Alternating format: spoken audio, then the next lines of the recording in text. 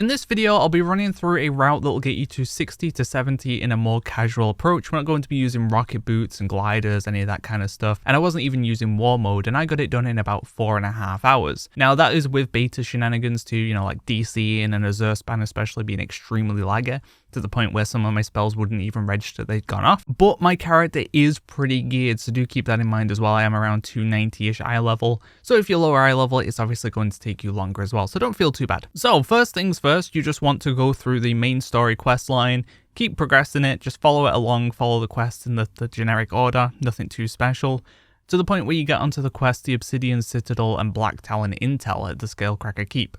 Here you'll have a bonus objective to complete, and there'll also be a mob called Dragon Hunter Ohn'ahran. And this is what they class as a special encounter, and a lot of these will give experience, so you do want to be keeping an eye on them. I will talk about the ones that I notice while I'm leveling as well.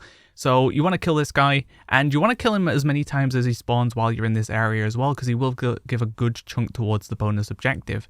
Without him, getting the bonus objective done takes a bit too long, because the mobs are kind of scarce in this area. So do make sure you're killing him as soon as possible and complete the other quests in this area while you go. Once you're done with that, you can continue the main storyline, and you'll get to the point where you're at the Lifebinder Conservatory.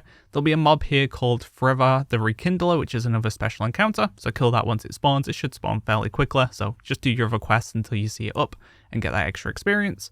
And then we're going to continue the main story again. Eventually you'll head to the Ruby Life Pools, and you'll get your Drake unlocked. You'll have a few quests that kind of teach you how to use your Drake. Once you're done with all of that, and you'll get a kind of quest to head to the Skytop Observatory. That's where we're not going to progress this any further for now. Instead, what we're going to do is focus a little bit on glyphs. So glyphs are kind of like a currency that you'll use to upgrade your Drake. It's going to give it like a faster regen and make it fly a bit faster, and you'll have an extra just vigor to use in general. So it's going to make life a little bit easier for leveling. And our goal is to get 10 of these glyphs. The reason for that is the middle kind of tier points that we can unlock aren't that great for leveling. It's more the ones towards the bottom that are good, and the ones at the very top that are good. So we're just going to focus for now on getting 10, which will give us all of the top row unlocks. So what we're going to do is not go to the Skytop Observatory just yet, but instead what we'll do is fly southwest to the top of the mountain, and you should see your first glyph. It's going to be this kind of like icon just floating in the sky. You want to fly through it, and you'll get your first glyph. Then to make sure you get to the top of the mountain, I definitely would recommend waiting for at least 2 vigor, and if you're not very confident, wait for 3, and that should give you more than enough uses of upward ascent to get you to the top of the mountain. Once you've done that, turn around, head back to the life pools, speak to the NPC, and this will start a race that will fly you to the Skytop Observatory. Once there, do your quest at the Skytop Observatory, but try and keep your hands on about 2 to 3 vigor, which is the like currency that your dragon has when you're using spells. So you want to keep kind of 2 of those available. Finish all the quests, and then you'll get a quest to return to the Ruby Life Shrine.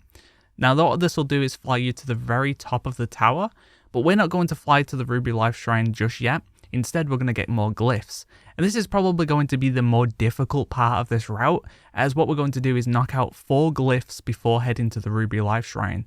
So it's going to be a little bit trickier. So the first one we're going to go after is directly above our heads. So as you leap off this platform, you want to go up using the upward ascent, and directly on top of the roof of the building, you'll find another glyph. You want to collect that. You're going to be heading northwest. You'll see a broken tower in the distance, and the glyph that we're after is inside the tower. This is going to be the more difficult part, as what we want to try and do is get inside this broken building, collect the glyph, and then kind of get out while keeping some kind of momentum on the go, and then we're going to be heading towards the next glyph. So this might be where you kind of slip up and your Drake loses all the momentum and you fall to the ground, but that's not that big of a problem. Just sit on the ground for a little bit, get your vigor back, and then we can head to the next glyph. But if you can do this, obviously you are going to save a few minutes here, but it's not going to be the end of the world if you do mess this up. So once we've got that glyph, we're going to start heading northeast towards the kind of like first hub we were at in the Waking Shores, and on top of a broken building, you'll see the next glyph that we're after.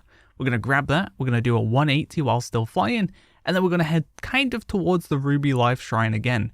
Now you do want to be trying to keep the blue momentum, and you'll do this by kind of having high speed. So you want to make sure you're never kind of positioned going up in a direction, you want to be kind of slanted down a little bit, and you can use your various 2 spells, either the one that dashes you forward or the one that is the upward one, and those will give you a bit momentum as well to keep yourself going. So as we're flying back, if you head kind of west, we'll see an archway, And in between this archway will be the final glyph we're getting here. So we're going to fly through that, and then we're going to try and hopefully have enough vigor to get ourselves to the top of the Ruby Life Shrine again, so we can continue questing. Now, if you've not, which I think a lot of people will struggle here, if you've not got that momentum to get you up there, no problem. At the very bottom of the Ruby Life Shrine on the ground, there'll be a dragon that you can speak to, and they'll have an option to fly you to the top of the tower. So click that, it'll take you to the top of the Ruby Life Shrine, and we can continue questing. Now you'll have enough points to get some more dragon upgrades as well, so open that menu, pick an upgrade. The Vigor regen isn't a bad one to pick up, but all of these are decently worthwhile, so it's not too big of a deal which one you choose. And then we're going to continue the main story quest. You're going to have a bonus objective down here, and you want to be killing the big elementals, get tags on those, especially if there's other people kind of tagging them and killing them.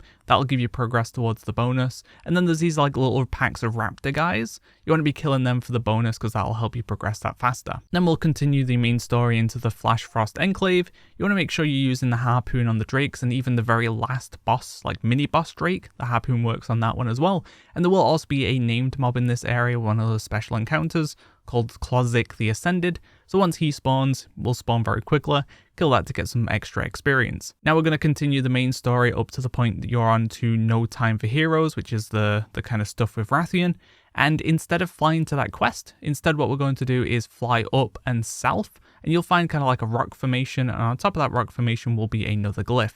So grab that, and then we're going to continue that momentum and fly towards the quest objective, which would be the No Time for Heroes. Once we're done with that, we're going to continue the main story, pretty linear from here for a bit. And once you're onto the quest for the Black Wagon Flight, what we're going to do then before leaving the Obsidian Throne is grab another glyph.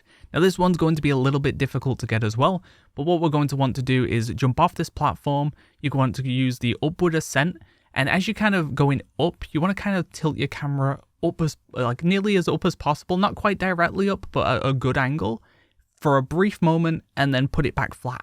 Because what that'll do is allow you to gain a big burst of upward kind of height before you kind of start losing too much speed. So you get that nice middle ground, and it's tough to kind of get the hang of, but once you do get the hang of this, it's going to make dragon riding way better for you.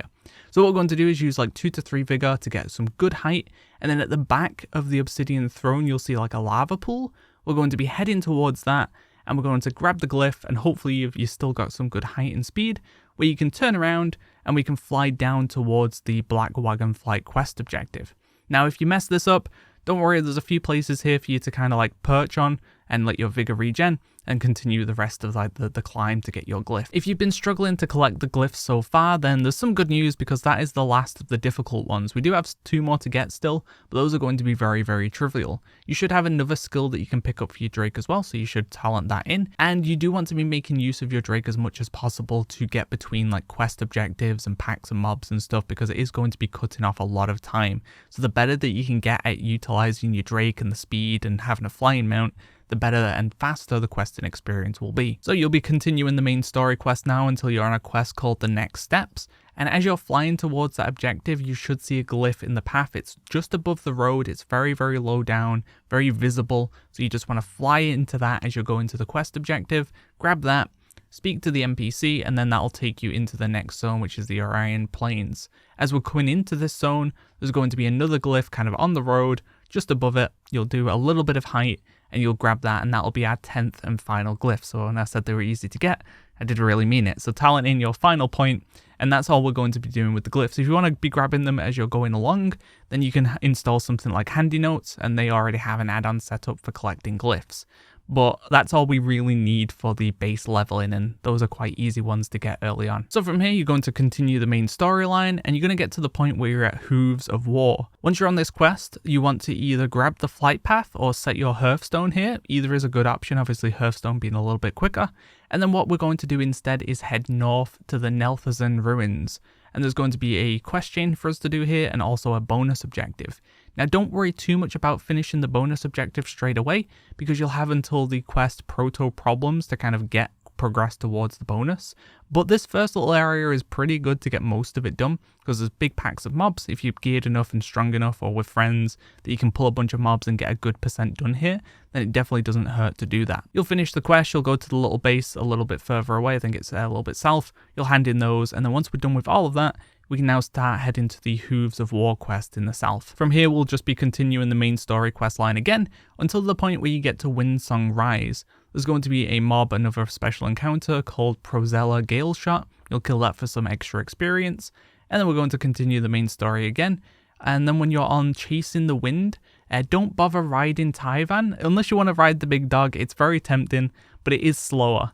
So if you want speed, then what you'll do is just fly east towards the horn that you can see in the distance, and you'll land just before it, and that's where the quest will progress. Then we're going to continue the main storyline again, and you'll be on a quest which will kind of get you to get Ohn'ahran's report, something pronounced like that, and you'll become a bird, and what you can do is exit vehicle, and currently on beta at least, that will still give you progress towards the quest. And this will save you a good couple of minutes, because this little fly around does take some time, so it saves you some time if you're able to skip that. Next up, there'll be a bonus objective. This is worth doing as you're progressing the other quests, so just be killing extra mobs as you go along. And then eventually you'll be on a quest called Starve the Storm. And if you go a little bit further inside this cave, there'll be an NPC called Typhoon the Ascended. Kill him for some extra experience. Then we're back to continuing the main story, and you'll get to a quest called Renewal of Vows, and that'll be the first option you want to pick is choose the trophy, and then you want to pick the feather, and then you want to pick up the blood. And once you're done with all those, you'll kind of hand in the quest to the NPC, and then you'll get the quest to Into the Azure. Now, before we head to that though, what we're going to do is head kind of like southeast. You'll see 2 dryads with quests, and you want to follow this quest line. They'll have quite a few quests for you to do. When you're on the quest called Don't Beat Fluffer, and you're in that area progressing it, there'll be an NPC, not an NPC, a mob called Territorial Coastline, so you want to kill that for some extra experience. And then once you're on the Proof of Negligence and More Than Weeds, once those are both done, there should be another mob nearby called Ripsaw the Stalker, which will be marked on the map, and that'll be another one that we can kill for some extra experience. Now that we're done with that questline, we're going to now Hearth or fly to the Marokai, and then you're going to use your dragon riding to get to the quest Into the Azure. As we're going into Azure Span, you should see a special encounter called Thieving Knolls. You want to take part in that and get that little bit of experience. And then head to the quest hub, and you want to do all of the side quests here. The fishing one can be skipped though, but the rest of them you definitely should do. They're very quick and give a good chunk of experience. But if you want to do the fishing one, it's completely fine as well. You may need a little bit of experience at the end anyway, so doing random quests like this can't hurt, but it is a little bit time consuming for what it is. So we're going to continue the main story quest line again, and you'll be at Camp Thaldraszus, I think the name of that place is. You want to do all the side quests that are available here, and then you want to finish all of that up. You want to continue the main storyline again, you want to do the meeting Kelagos. At some point during the Arcane Pruning quest, if you head northwest, there will be a special encounter called Forgotten Creation. It's worth killing as well for some extra experience. Then continue the quest line, and then you'll be sent back to Camp Thaldraszus. And once again, do any quest and side quest available there. Once you've done all the side quests, we'll continue the main quest line, and you'll keep doing that until you get to the point of breaching the Brackenhide. Once there, you will have a bonus objective pop up. Don't worry too much about finishing this straight away. You want to be killing some mobs as you go along, but you've got until the quest Cut Out the Rot, and a lot of these quests will be getting your progression towards the bonus being done anyway. So once you've finished Cut Out the Rot, don't hand it in, just finish up the bonus if you've got any % left to do, and then you can hand in those quests and progress the main story once more. Shortly after, the main story will take you to Iskara, and you want to progress the main story here until you get to Azure Alignments. Don't progress any further past that point though. For now, we're going to be doing a bunch of side quests. So we're going to pick up the quest here to help Rawe. We're going to do the Wanted for Korjak, and we're going to do the Scampering Scamps. Now, once you're at Scampering Scamps and you turn in the first part of this quest, you want to instead head west to Whaler's Nook, and there'll be a quite long little quest chain here for us to do as well, so you want to progress for all of that. Once that's done, then we can progress the other little side quests that we've picked up in this area, and finish those and hand them in. Once we're done with those quest lines that I mentioned in Iskara, what we're going to do then is head northeast to the Brackenhide Waterhole. There'll be an NPC randomly in the middle of the water, and he'll have a fairly lengthy little side quest chain for you to do as well. So you want to go through the 3 kind of sections of this and get all of that done.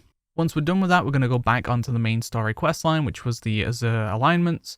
And you're going to go through that, and then you'll be sent to Ronin's Shield. Once at Ronin's Shield, you will have a few quests to pick up here. There's going to be Riders in the Snow, there's going to be To the Mountain, and there's going to be Drakes Be Gone. While you're here, do the Drakes Be Gone, which will be to get in the turret and shoot down some drakes. Continue the main storyline, and then once you're on the quest to the Blue Dragon Oathstone, then we're going to ignore that for now. We're going to instead fly to Camp Nowhere. At Camp Nowhere, there'll be 2 main quest lines for us to do. There'll be the To the Ruins and also Broken Traditions. You want to do both of these quest chains. They're pretty quick and pretty good.